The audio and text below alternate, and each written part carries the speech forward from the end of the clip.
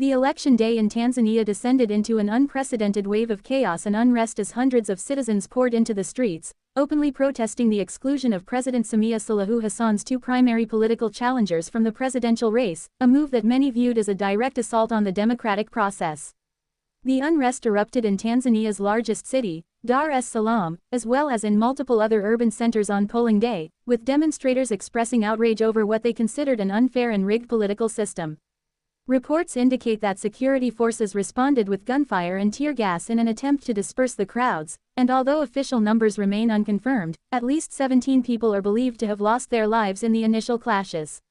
The streets of Tanzania became a vivid scene of defiance, thick smoke rising from burning barricades, the sounds of shouting and anger echoing through city squares, and a nation's frustration spilling into the open for the world to witness. Men and women alike stormed gas stations controlled by political elites, seizing cylinders of cooking gas that had become symbolic of survival and access to basic necessities, turning acts of daily life into powerful political statements. What unfolded on October 30th was more than protest. It was an eruption of a people's voice, a clear declaration that citizens would no longer accept silence in the face of systemic suppression. Across Mwanza, Dar es Salaam, and Dodoma, ordinary Tanzanians risked their lives to confront a political system that many believe has long failed them. Curfews, military crackdowns, and internet blackouts could not extinguish their determination. In this report, we dive deeply into the stories behind these fiery streets, exploring the political context, historical underpinnings, and the high stakes for a nation teetering on the edge of transformation. In Mwanza, on the shores of Lake Victoria, protesters breached a gas station owned by a Chama cha Mapinduzi (CCM) affiliate, carrying away cylinders of blue gas, some full, others empty, declaring loudly that these resources were rightfully theirs, a form of reclaiming what they contributed to through taxes. Roads were barricaded with burning tires, government posters torn down, and violent clashes erupted as police fired tear gas and live ammunition. In Dar es Salaam, northern Mwanza, and border regions near Kenya, gunfire rang out as citizens fled chaos, crossing borders in search of safety. Amidst this turmoil, digital platforms like Zello became lifelines for communication and coordination, enabling citizens to organize despite widespread internet shutdowns designed to control the narrative and silence dissent. To understand the depth of this uprising, one must examine Tanzania's political landscape, dominated since independence by the CCM, a party whose long-standing rule has shaped every aspect of life from governance to daily societal norms. President Samia Suluhu Hassan, Tanzania's first female president, assumed office in 2021 following the sudden death of her predecessor, John Magufuli. Initially lauded for reducing repression, her administration has since increasingly tightened control over political opposition, restricted civil liberties, and limited free speech. Critics note that vague and repressive laws are selectively applied against opposition figures, journalists, and ordinary citizens, fostering an environment where human rights are stifled and civic participation is dangerously constrained. While 16 minor candidates contested the recent election, the main opposition leader has been imprisoned since April on treason charges, and the presidential candidate from the third-largest party, Actis Alando, was disqualified on legal technicalities, leaving President Hassan effectively running unopposed. This manipulation sparked widespread outrage as citizens saw the electoral process as rigged to secure CCM's unbroken grip on power. Early election results showing nearly 95% support for the incumbent in some regions fueled suspicions and anger, reinforcing perceptions of a system designed to silence opposition and ensure authoritarian control. What is at stake goes far beyond political office. It is a battle over trust, fairness, and the very soul of Tanzanian democracy. Families live under curfew, hospitals overflow with the injured, and reports indicate that over 30 protesters may have been killed, with hundreds more wounded or detained. Businesses are shuttered, streets burn, and communication blackouts exacerbate the isolation of communities, symbolizing the control of information as a tool of oppression. Yet, Tanzanians continue to resist, demonstrating courage, defiance, and an unyielding determination to be heard. Citizens march forward, chanting for change, demanding that the government relinquish its stranglehold on power, and refusing to be silenced. The Tanzanian government and military leadership framed the unrest as the work of disruptive elements threatening national stability, while international organizations like Amnesty International condemned civilian deaths and police brutality as deeply troubling, and bodies such as the European Union labeled the elections fraudulent, manipulated over months to suppress opposition. The U.S. Embassy in neighboring Kenya issued warnings and cautions to their citizens, highlighting the seriousness of the crisis. Tanzanians' persistence reflects a broader continental pattern, echoing uprisings in Cameroon against Paul Biya's re-election and in Sudan against military rule, demonstrating that civil unrest across Africa often emerges not merely as reaction, but as a determined push for justice, accountability, and systemic reform. When citizens rise, history shows that the impact extends beyond politics, reshaping society, law, and national identity. Tanzania stands at a critical crossroads, its future uncertain, but its collective voice unmistakably loud. Whether President Hassan consolidates power through curfews and crackdowns or Tanzanians continue their fight for elections that truly reflect their will remains to be seen. What is clear is that the events of October 30 mark a turning point, a challenge to the notion that CCM dominance is unassailable in Mwanza, Dar es Salaam, Dodoma, and beyond.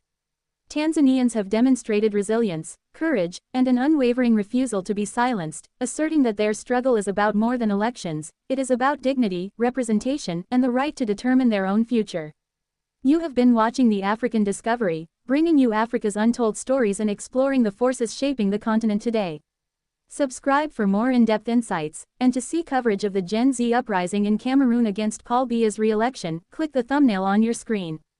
The election day in Tanzania erupted into a wave of unprecedented chaos and widespread unrest as hundreds, if not thousands, of citizens took to the streets in protest, directly challenging the exclusion of President Samia Suluhu Hassan's two main political challengers from the presidential race, an exclusion widely perceived as a direct attack on the country's fragile democratic process.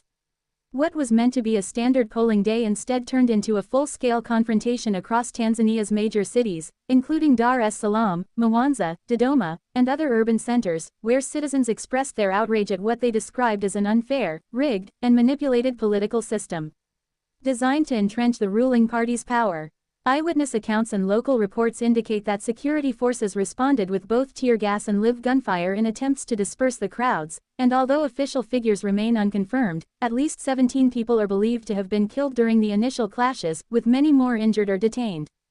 The streets became a vivid theater of defiance and anger, thick smoke from burning barricades hanging in the air, shouts of frustration echoing through city squares, while citizens, both men and women, boldly stormed gas stations controlled by political elites, seizing cylinders of cooking gas, a basic necessity that had become a potent symbol of survival, access, and empowerment. These acts were not mere opportunism, they were an unmistakable statement that the people would no longer remain silent in the face of systemic political oppression, a public declaration that their voices, long suppressed, demanded to be heard. The events of October 30 transformed ordinary streets into battlegrounds where Tanzanians risked their very lives to confront a system that they have long believed failed them. Curfews imposed by the government, military crackdowns, and even targeted internet blackouts failed to suppress the determination and courage of the citizens. In Mwanza, along the shores of Lake Victoria, protesters forcefully breached a gas station affiliated with the ruling Chama cha Mapinduzi party, carrying away cylinders of blue gas, both full and empty, with many chanting that these resources were theirs by right, a reclaiming of what they had contributed to through their taxes. Roads were barricaded with burning tires, government propaganda posters were torn down, and violent confrontations with police erupted as authorities used tear gas and live ammunition to restore order.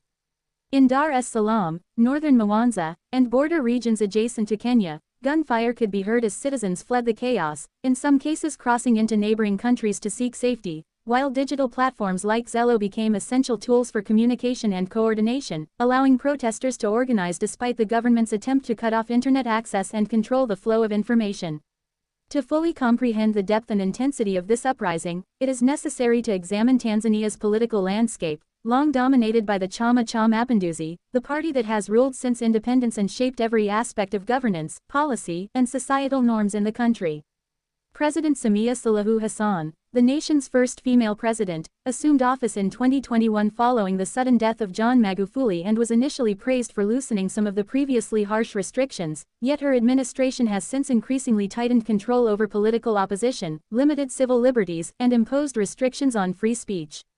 Legal experts and human rights advocates note that vaguely worded laws are selectively enforced against opposition figures, journalists, and ordinary citizens, creating an environment of fear, repression, and stifled civic engagement. Despite the presence of 16 minor candidates in the election, the main opposition leader has been imprisoned since April on charges of treason, and another significant contender, the presidential candidate from the third-largest party Actis Alando, was disqualified on technical legal grounds, effectively leaving President Hassan running unopposed and sparking widespread outrage among the electorate, who saw the process as a deliberate effort to secure the ruling party's dominance. Preliminary election results showing support of nearly 95% for the incumbent in some regions only deepened suspicions of manipulation, reinforcing the perception that the system was designed to silence opposition and guarantee authoritarian control. What is at stake goes far beyond who holds the presidency. This is a struggle over trust, justice, fairness, and the very soul of Tanzanian democracy. Families remain confined under curfews, hospitals are overwhelmed with the injured, and reports indicate that over 30 protesters may have died, with hundreds more wounded or detained. Businesses sit abandoned as streets burn, and the blackout of communication networks has both practical and symbolic significance, highlighting the government's attempt to monopolize information, control narratives, and prevent accountability. Yet despite these obstacles, Tanzanians have continued their resistance, marching fearlessly, chanting for change, demanding accountability, and refusing to be silenced, proving that civil unrest is not merely reactive but a determined fight for justice and representation. Government authorities and military leaders have framed the unrest as the work of malicious actors threatening national stability, while international bodies such as Amnesty International have condemned civilian deaths and police brutality as deeply disturbing, and organizations like the European Union have labeled the elections fraudulent, manipulated over several months to suppress opposition voices. The U.S. Embassy in neighboring Kenya issued warnings to their citizens, highlighting the seriousness of the crisis, and the persistence of Tanzanians reflects a broader continental pattern, echoing uprisings in Cameroon against Paul Biya's re-election and in Sudan against prolonged military rule, demonstrating that across Africa, citizens are increasingly willing to stand up against systems that appear untouchable. Historically, moments of mass protest do more than challenge political office, they reshape societal norms, legal frameworks, and national identity. Tanzania now finds itself at a pivotal crossroads, its future uncertain, but the collective voice of its people unmistakably loud and clear. Whether President Hassan will consolidate power through curfews and crackdowns, or whether Tanzanians will continue their fight for a genuinely representative electoral process, remains to be seen. What is undeniable is that the events of October 30 mark a historic turning point, challenging the notion that CCM dominance is unassailable in Mwanza, Dar es Salaam, Dodoma, and across the country. Tanzanians have shown extraordinary resilience, courage, and an unwavering refusal to be silenced, asserting that their struggle is about more than elections, it is a fight for dignity, legitimate representation, and the right to shape their own future. You have been watching The African Discovery, bringing you Africa's most compelling untold stories, analyzing the forces shaping the continent today, and providing deep, contextual insights into historic events. Subscribe to stay updated with our latest content, and to watch coverage of the Gen Z uprising in Cameroon against Paul Biya's controversial re-election, click the thumbnail on your screen now.